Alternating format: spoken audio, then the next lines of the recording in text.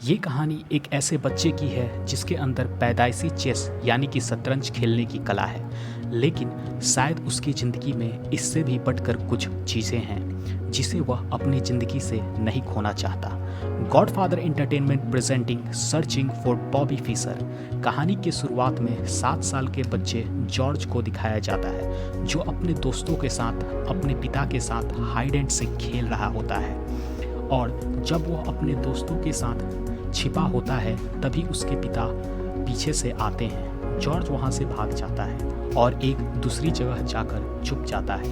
वहाँ से वह पार्क के कॉर्नर में देखता है जहाँ पर कुछ लोग चेस खेल रहे होते हैं। जॉर्ज को ये गेम बहुत फैसिनेट करती है, इसीलिए वहाँ पर खड़ा होकर उस गेम को बहुत देर तक देखता रहता है।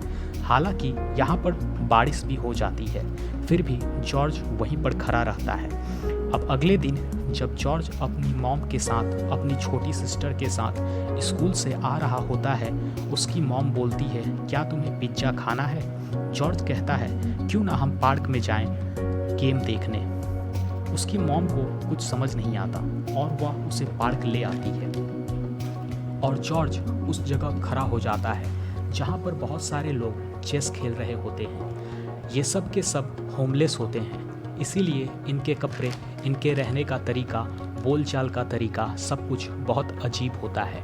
साथ ही साथ ये यहाँ पर जुआ भी खेल रहे होते हैं, यानी कि चेस के गेम पे वे शर्त लगा रहे होते हैं। इसके अलावा कुछ लोग यहाँ ड्रग्स भी बेच रहे होते हैं। जॉर्ज की मॉम को ये बिल्कुल अच्छा नहीं लगता। वह अपने बेटे को यहाँ से ले जाना चाहती है, पर जॉर्ज इस पूरी गेम में पूरी तरह खोया होता है। जॉर्ज की मॉम उसे घर ले आती है और घर आने के बाद जॉर्ज अपने डॉल हाउस में अपने छोटे छोटे खिलौनों से पूरे चेस के प्लेयर बनाता है। जॉर्ज के दिलों में चेस के गेम देखने के बाद बहुत कुछ बदल गया है, और अगले दिन फिर जब वो अपनी मॉम और छोटी सिस्टर के साथ उसी रास्ते से घर जा रहा होता है तो जॉर्ज का पूरा ध्यान उसी तरफ होता है जहाँ पर होमलेस लोग चेस खेल रहे होते हैं। वहाँ पर एक आदमी मैले कुचले कपड़े पहनकर भी वहाँ बैठा होता है, जिसकी चेस के टेबल के आगे लिखा होता है कि अगर कोई फ़ोटो खिंचवाना चाहता है या चेस खेलना चाहता है तो उसे $5 पे करना होगा। ये अपने टाइम का एक चैम्पियन होता है। ये एक बहुत बड़े चेस प्लेयर जिसका नाम टाल था, उसे 1953 में हराया था। जॉर्ज की मॉम उस आदमी को $5 देती है। वो आदमी बोलता है कि तुम्हारा कैमरा कहाँ है, क्योंकि उसे लगता है कि ये फ़ोटो खिंचवाना चाहती है। जॉर्ज की मॉम कहती है कि मेरा बेटा आपके साथ चेस खेलना चाहता है, और जॉर्ज आज पहली बार चेस टेबल के आगे बैठता है। इससे पहले जॉर्ज ने कभी चेस नहीं खेला होता, और जब वो उसके साथ खेलता है तो वह भी उतना ही स्पीड से चेस खेलता है जितने स्पीड से वह खेल रहा होता है। वह इस गेम में एक बार उसे चेक भी देता है। हालांकि वह आदमी कुछ ही देर में जॉर्ज को हरा देता है, पर जॉर्ज ने जिस तरह से गेम खेला होता है उसने वहाँ पर बैठे हुए एक आदमी का ध्यान अपनी तरफ अट्रैक्ट किया होता है। वह आदमी जॉर्ज से उसका नाम पूछता है। जॉर्ज उसे अपना नाम बताता है। वो आदमी जॉर्ज को कहता है कि तुम बॉबी फिशर की तरह चेस खेलते हो। बॉबी फिशर एक वर्ल्ड चैम्पियन था। यहाँ पर जॉर्ज की मॉम भी हैरान होती है कि उसने चेस खेलना सीखा तो सीखा कहाँ से, क्योंकि उसे आज तक कभी किसी ने चेस खेलना नहीं सिखाया। जॉर्ज वापस अपने घर आ जाता है, और जब उसके डैड आते हैं तो वो देखता है कि वहाँ पर चेस पड़ा है। वो अपने बेटे को अपने साथ चेस खेलने के लिए इनवाइट करते हैं, पर जॉर्ज मना कर देता है। पर जब उसके डैड दोबारा बोलते हैं तो जॉर्ज मान जाता है, पर कुछ ही देर में वह अपने डैड से हार जाता है। डैड अपनी वाइफ से कहते हैं कि शायद मुझे हार जाना चाहिए था, मैंने उसकी फीलिंग्स को हर्ट किया। उसकी वाइफ कहती है कि वह जानबूझकर तुमसे हारा, वह चाहता तो तुम्हें हरा देता, वह नहीं चाहता था कि उसके पिता उससे हारे। जिसे सुनकर जॉर्ज के डैड को अजीब लगता है, और ना ही वो इस बात पर यकीन करते हैं। वह अपने बेटे को दोबारा बुलाते हैं। वह कहते हैं कि एक गेम और हो जाए। जॉर्ज की मॉम जॉर्ज को कहती है कि तुम अपने डैड को हरा सकते हो, तुम उनकी फीलिंग्स को हर्ट नहीं करोगे। और अब इन दोनों के बीच में एक बार फिर से मैच शुरू हो जाता है। ये दोनों 1-2 चाल चलते हैं और जॉर्ज के डैड फंस जाते हैं। और उन्हें समझ नहीं आता कि उन्हें क्या करना चाहिए। इसी दौरान जॉर्ज अपनी बहन के साथ खेलने चला जाता है और जब उसके डैड अपनी चाल चलते हैं तो वह जॉर्ज को बुलाते हैं। जॉर्ज आता है और तुरंत ही अपना प्लेयर को मूव करके वहाँ से निकल जाता है। यह देखकर उसके डैड हैरान हो जाते हैं। वह एक बार फिर से गेम में फंस चुके हैं। जॉर्ज टेलीफोन पे किसी से बात करना शुरू कर देता है। वहीं जॉर्ज के डैड बहुत देर के बाद अपनी चाल चलते हैं। वो एक बार फिर से अपने बेटे को बुलाते हैं। जॉर्ज भागता हुआ आता है और पहले की तरह अपने प्लेयर को मूव करके निकल जाता है और एक बार फिर से जॉर्ज के डैड गेम में फंस चुके हैं। जॉर्ज अब बाथ टब में नहा रहा होता है और उसके डैड बहुत देर सोचने के बाद अपनी चाल चलते हैं। वो अपने बेटे को बुलाते हैं और कहते हैं अब तुम्हारी बारी है। जॉर्ज वहीं से पूछता है क्या आपने अपने पॉन को आगे बढ़ाया, यानी कि आपने प्यादे को आगे बढ़ाया। उसके डैड कहते हैं कि हाँ। जॉर्ज एक बार फिर से वहीं से कहता है कि मेरे हॉर्स को मेरे किंग के आगे रख दो। उसके डैड ऐसा ही करते हैं। जॉर्ज वहीं से कहता है कि क्या हम अब बाहर जा सकते हैं। उसके डैड कहते हैं अभी गेम ख़त्म नहीं हुई। जॉर्ज कहता है कि गेम ख़त्म हो चुकी है और जब उसके डैड ध्यान से देखते हैं तो वह इस गेम को हार चुके होते हैं। इससे ये पता चलता है कि चेस में जॉर्ज का माइंड कितना शार्प है, क्योंकि वह चेस बोर्ड को देख भी नहीं रहा था, फिर भी उसे पता था कि कौन सा प्लेयर कहाँ पर है। वहीं अब जॉर्ज लगातार पार्क में चेस खेलने जाना शुरू कर देता है। वह उसी आदमी के साथ ज़्यादा चेस खेलता है जिसने उसकी मॉम से कहा था कि ये बॉबी फिशर की तरह चेस खेलता है। इस आदमी का नाम था विनी। विनी के चेस खेलने का तरीका बहुत अलग होता है। वह बहुत एग्रेसिव खेलता है और यही तरीका वह जॉर्ज को भी सिखाता है। वहीं अब जॉर्ज के पिता भी चाहते हैं कि जॉर्ज एक प्रोफेशनल चेस प्लेयर बन जाए, इसीलिए वह एक चेस कोच के पास जाते हैं जिसका नाम होता है ब्रॉस पेंडोल्फिनी। ये अपने टाइम का एक बहुत अच्छा प्लेयर था। जॉर्ज के पिता कहते हैं कि मैं चाहता हूं कि आप मेरे बेटे को सिखाएं, लेकिन वो साफ मना कर देता है। यहाँ पर जॉर्ज भी होता है और जब ब्रॉस उसे खेलते हुए देखता है तो वह समझ जाता है कि यह एक अच्छा प्लेयर है। अगले दिन दोबारा जॉर्ज वहीं पार्क में विनी के साथ चेस खेल रहा होता है, जहाँ पर विनी जॉर्ज को बार बार यही समझाता है कि तुम्हें अटैकिंग खेलना है, ना कि डिफेंसिव, और जॉर्ज भी उसी तरह से खेल रहा होता है। यहाँ पर ब्रॉस पेंडोल्फिनी भी आ जाता है और जब वह जॉर्ज को कोचिंग देने के लिए अब तैयार भी हो जाता है। जॉर्ज को जब खेलते हुए देखता है तो वह समझ जाता है कि इसका जो तरीका है पार्क वाला है, तो इसीलिए वह जॉर्ज की मॉम और डैड से कहता है कि तुम्हें इसे पार्क में खेलने से रोकना होगा, क्योंकि उनका जो तरीका है दूसरा है। हम उनके तरीके से नहीं खेलना चाहते, ऐसा करने से मेरा काम मुश्किल हो सकता है। जॉर्ज की मॉम कहती है कि फिर तुम्हें इस मुश्किल काम को एक्सेप्ट करना होगा, क्योंकि जॉर्ज को पार्क में खेलना बहुत पसंद है।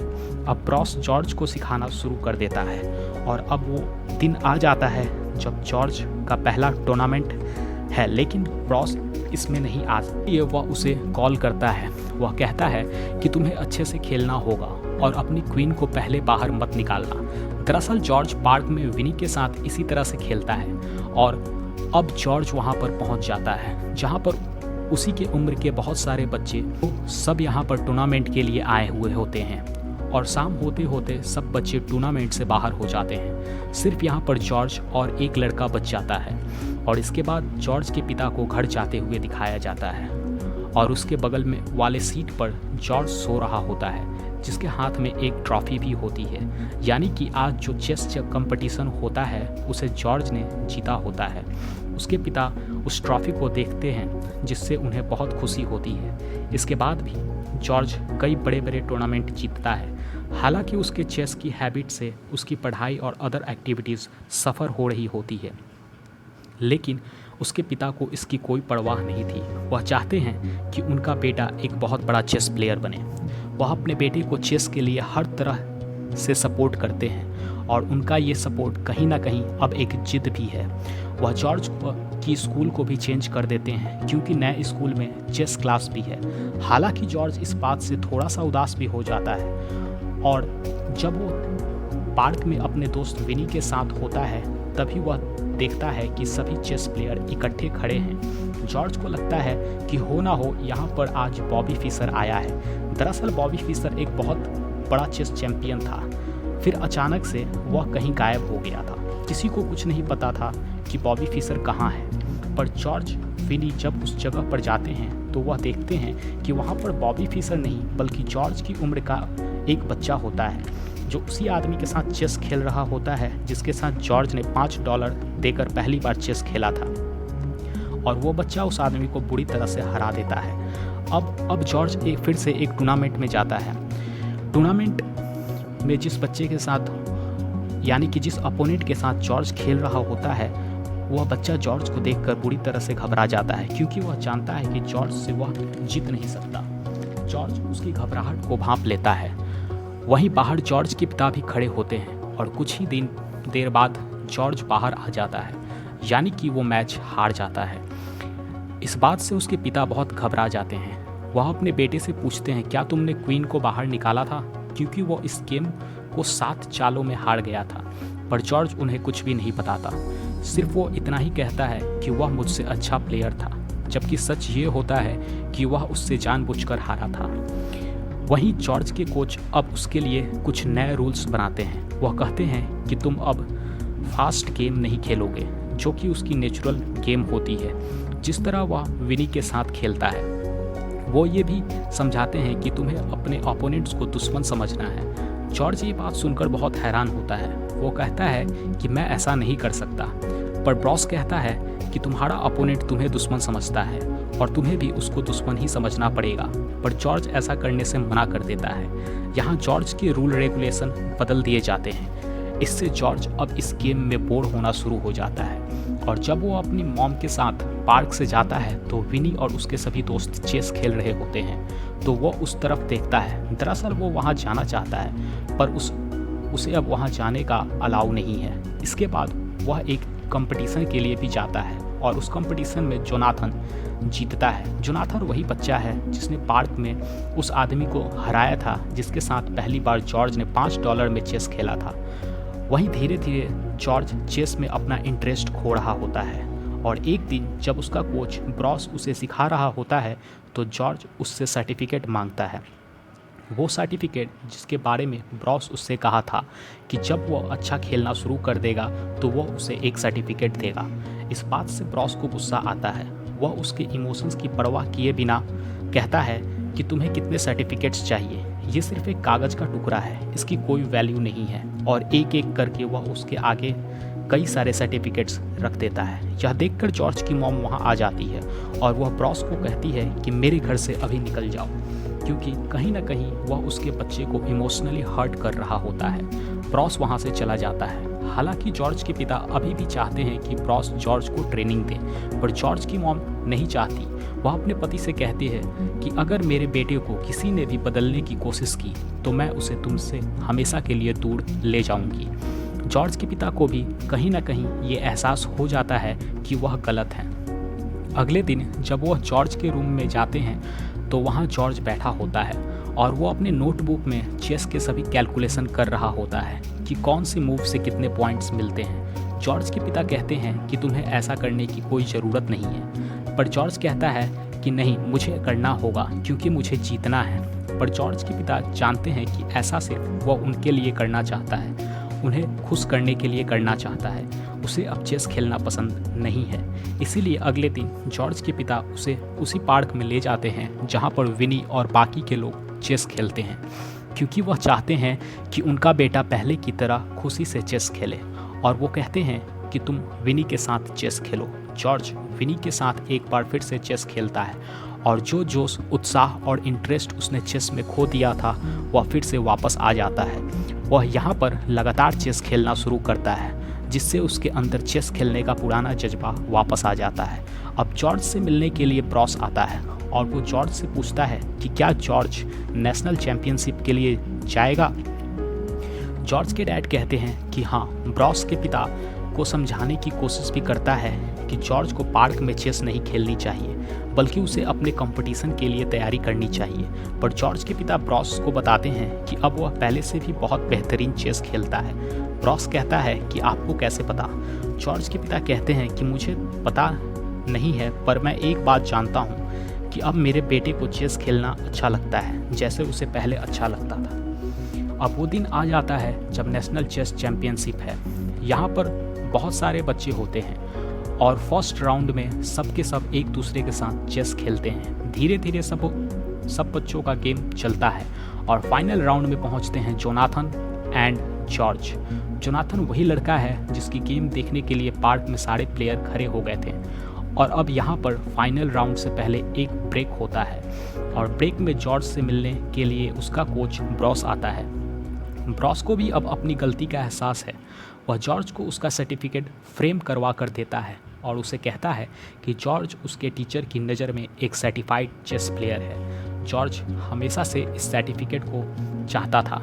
इस सर्टिफिकेट को पाकर वह बहुत खुश होता है और साथ ही साथ वह यह भी कहता है कि मुझे फाइनल गेम से बहुत डर लग रहा है। उसके टीचर कहते हैं कि मैं गेम ओवर होने तक यहाँ पर रहूँगा।